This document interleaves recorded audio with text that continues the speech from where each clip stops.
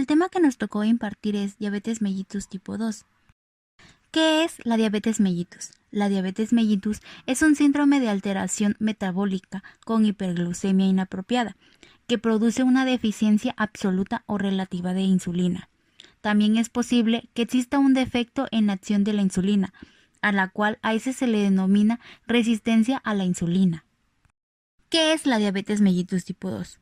Antes llamada diabetes insulinodependiente o diabetes mellitus de la edad madura. Es el resultado de una deficiencia relativa de la insulina en contraste con la absoluta deficiencia de la insulina que inhibe los pacientes con diabetes tipo 1, a la cual es un trastorno heterogéneo que quizás representa un gran número de distintos daños genéticos y ambientales primarios, diferentes que conducen a la relativa deficiencia de insulina, un desequilibrio entre la producción de insulina y los requerimientos de la misma.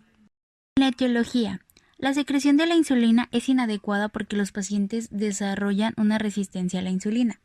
La resistencia hepática a la insulina inhibe la supresión de la producción de glucosa hepática, y la resistencia periférica a la insulina afecta la absorción periférica de la glucosa. Esta combinación da lugar a la hiperglucemia en ayunas y la postprandial. Los niveles de la insulina a menudo son muy altos, especialmente al principio de la enfermedad. Más tarde o en el transcurso de la enfermedad, la producción de insulina puede caer, lo que exacerba a la hiperglucemia. En general, la enfermedad aparece en adultos y es más frecuente a medida que avanza la edad. Hasta un tercio de los adultos mayores de 65 años de edad que tienen tolerancia alterada a la glucosa. En los adultos mayores, los niveles de glucemia alcanzan niveles más altos después de la ingesta que los adultos más jóvenes, especialmente después de una comida con altas cargas de carbohidratos. Los niveles de glucosa también tardan más en retornar a los valores normales, en parte como consecuencia de la acumulación de grasa visceral y abdominal y la disminución de la masa muscular. La incidencia de diabetes tipo 2 en los niños es cada vez mayor debidamente a la epidemia de obesidad infantil. Más del 90% de los adultos con diabetes mellitus también tienen la enfermedad tipo 2. Se identificaron determinantes genéticos que reflejaron la prevalencia elevada de la enfermedad en algunos grupos étnicos, especialmente como los indioamericanos, latinos y asiáticos, y en familiares de los pacientes que se presentan en las instituciones. En la fisiopatología de la diabetes mellitus tipo 2, la primera alteración que vamos a encontrar es la disminución de la captación de glucosa. Esto se debe a una alteración en el receptor de la insulina, hormona esencial para el aprovechamiento de la glucosa. Al no poder entrar en las células, la glucosa se queda en sangre causando una hiperglucemia. Las células, al no recibir glucosa, envían señales a las células beta del páncreas para que sinteticen más insulina. Estas células trabajan en exceso y producen demasiada insulina. Con el tiempo se cansan y mueren por apoptosis. Esto es lo que causa la disminución de la masa de las células beta y por lo tanto también baja la secreción de la insulina. Pero a pesar de ello,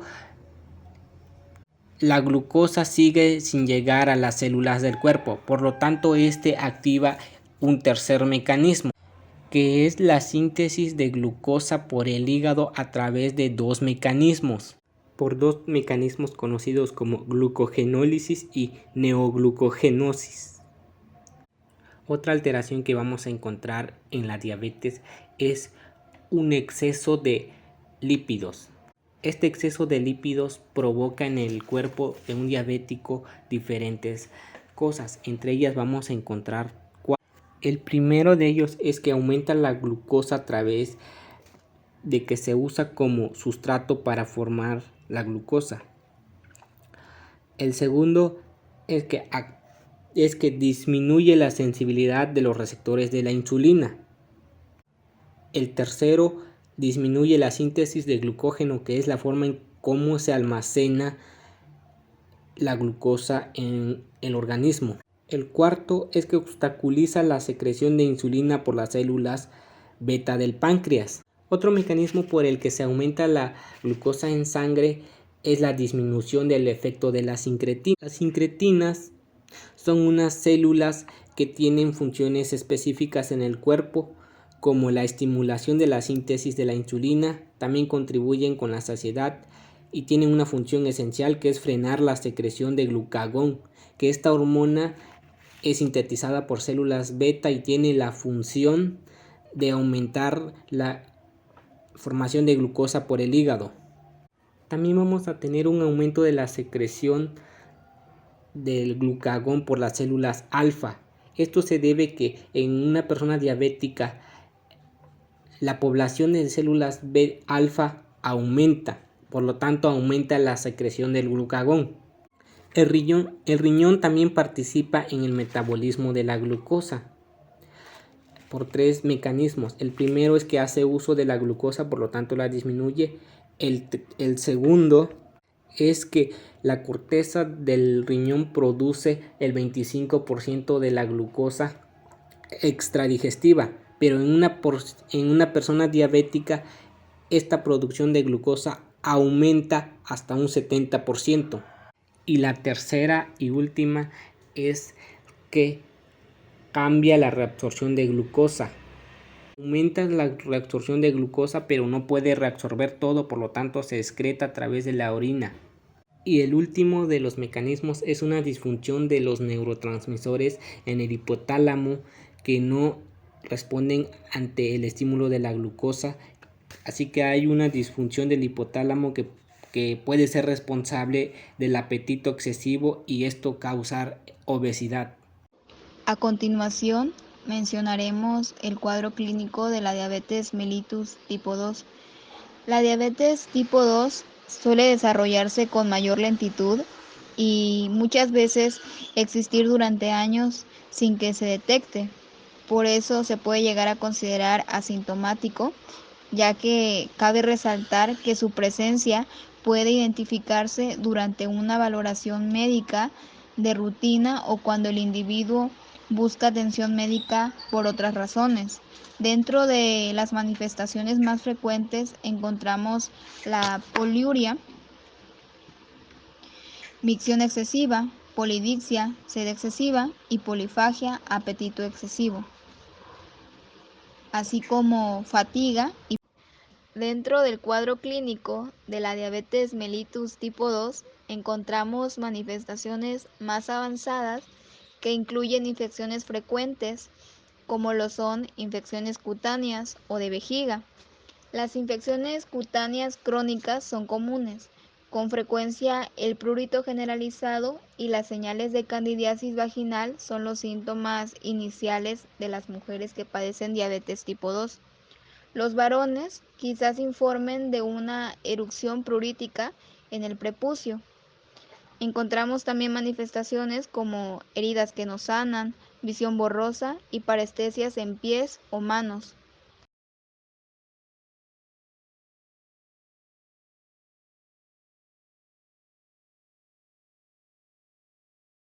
Exploración física. Vamos a realizar la anamnesis, que vamos a preguntarle al paciente si tiene antecedentes personales y familiares de diabetes o presentan algún tipo de enfermedades cardiovasculares. También preguntarle si presenta algún síntomas de complicaciones como metabólicas, que serían la hipoglucemia, poliuria, polidipsia y pérdida de peso.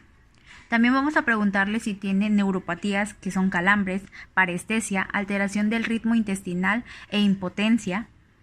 Cardiovasculares, que sería dolor torácico, de esfuerzo o en reposo, y claudicación intermitente. También si utiliza algún tipo de fármaco o consume alcohol y tabaco. En la exploración física se va a buscar el peso, la talla, el índice de masa corporal, perímetro de la cintura, presión arterial, decúbito y de bidespestación si se sospecha de hipotensión ortostática, sobre todo la frecuencia cardíaca. En la auscultación vamos a auscultar la auscultación cardíaca y se va a palpar la parte abdominal. En el pie se va a buscar el pulso, temperatura, sensibilidad, lesiones, deformidades, callos, calzados o algún tipo de lesión que se encuentre dentro de la zona. Pruebas de diagnóstico para la diabetes mellitus tipo 2. Prueba de hemoglobina glicosilada. Esta prueba de sangre indica tu nivel de azúcar en la sangre promedio en los últimos 2 o 3 meses. Los niveles normales se encuentran por debajo del 5,7% y un resultado entre el 5,7 y el 6,4% se considera prediabetes. Un nivel de hemoglobina glicosilada con un porcentaje de 6,5 o superior en 2 análisis separados significa que tienes diabetes.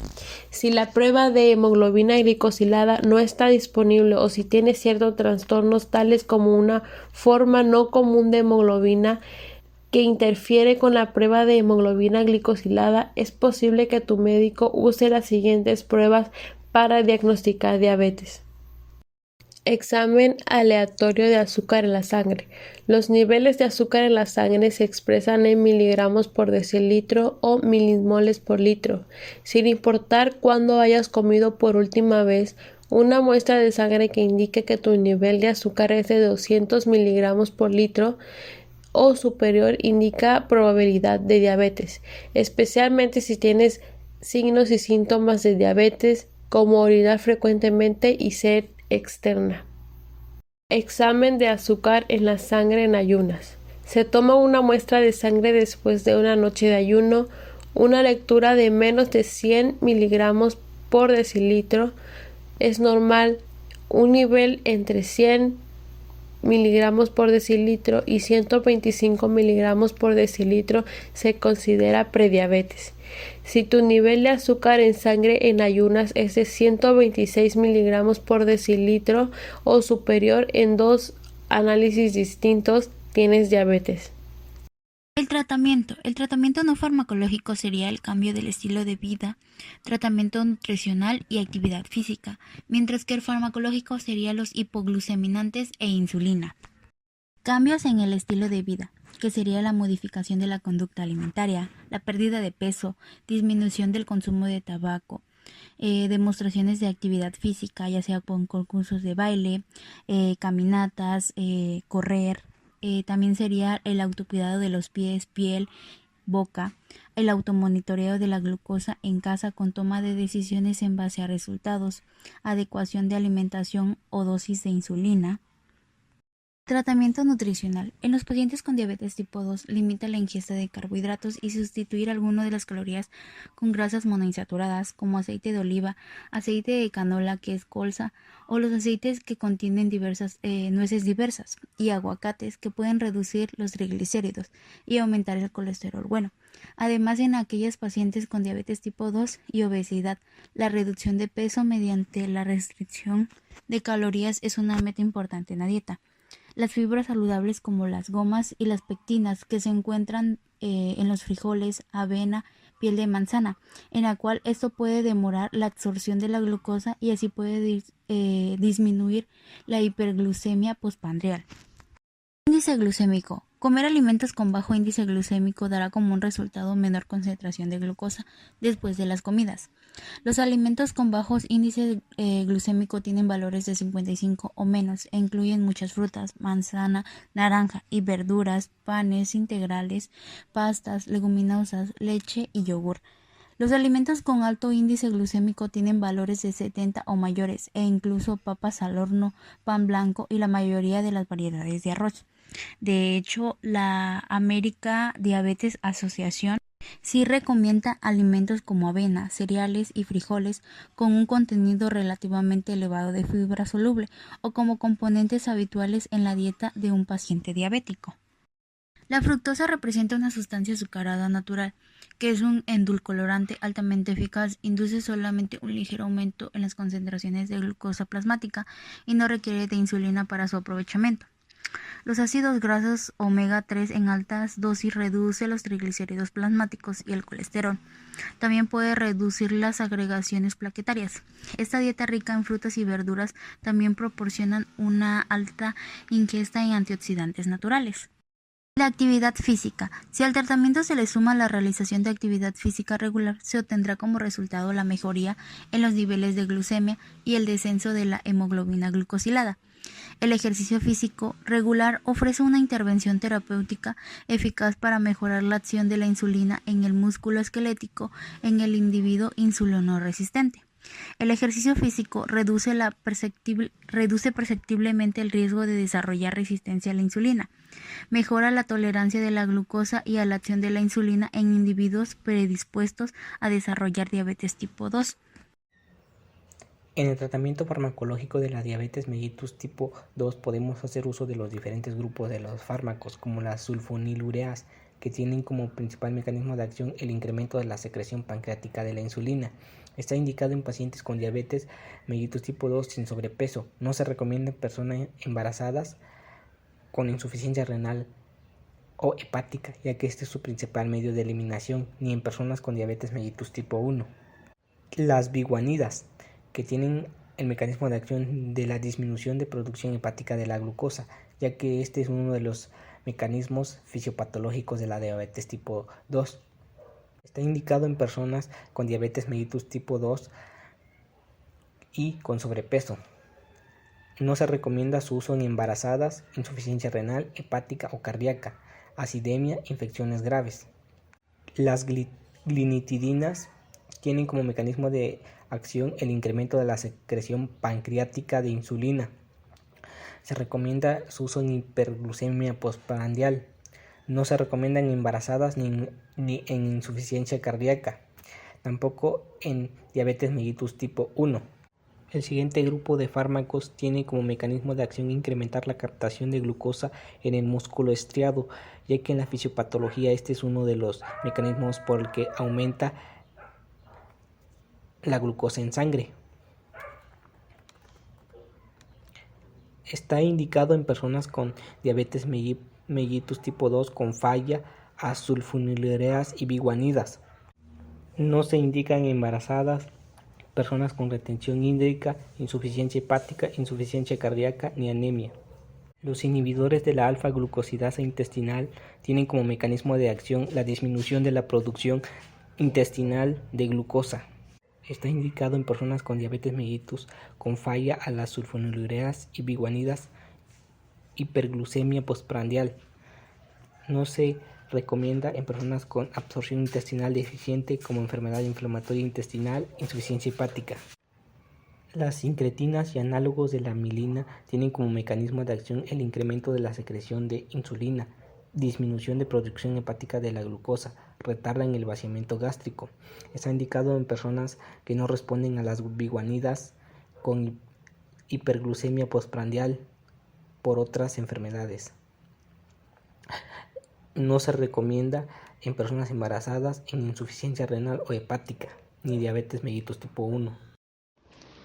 Pronóstico de la diabetes tipo 2. El pronóstico de la diabetes mellitus tipo 2 depende de los factores de riesgo, la evolución de la enfermedad, el grado de control metabólico y la ausencia o presencia de infecciones recurrentes, hipertensión arterial y nefropatía. Los individuos con proteinuria y diagnóstico de diabetes anterior a los 30 años de edad tienen una supervivencia de 3 a 12 años, pero en presencia de síndrome nefrótico, solo del 30 al 50% sobrevive después de 2 a 4 años. Las personas que tienen dificultad para controlar sus niveles de glucosa en sangre pueden desarrollar complicaciones con el paso del tiempo, tales como pérdida de la visión, lesiones nerviosas en manos y pies y cardiopatía, entre otras. Caso clínico de diabetes tipo 2. Mujer de 60 años, deportista, hábitos alimentarios saludables y sin antecedentes familiares de diabetes mellitus, acude a consulta por presentar poliuria, polifagia y una importante pérdida de peso que la paciente piensa que puede ser por posibles cambios en su alimentación, exploración y pruebas complementarias. Se le pidió analítica que mostró una hiperglucemia de 400 y 300 al día siguiente. Se puso un tratamiento inicial a base de ejercicio, medidas dietéticas y antidiabéticos orales. Se le realizó una segunda analítica desde atención primaria cuyos resultados nos evidenciaron una tiroiditis de Hashimoto. Juicio clínico: diabetes tipo 2, tiroiditis de Hashimoto. Diagnóstico diferencial: diabetes mellitus tipo 2. Conclusiones: coincidiendo con el diagnóstico de la diabetes mellitus y tras la detección de la tiroiditis de Hashimoto, se consulta con endocrinología para complementar el diagnóstico. Desde endocrinología se confirma también la existencia de diabetes autoinmune latente en el adulto. También observamos una diabetes mellitus tipo 1 al detectarse ACGAD positivo y una disminución de péptido C. Se suspenden los antidiabéticos orales y se comienza con insulinoterapia, dando un control adecuado de los niveles de glucosa. Este caso nos hace reflexionar sobre los distintos mecanismos fisiopatológicos de la diabetes mellitus.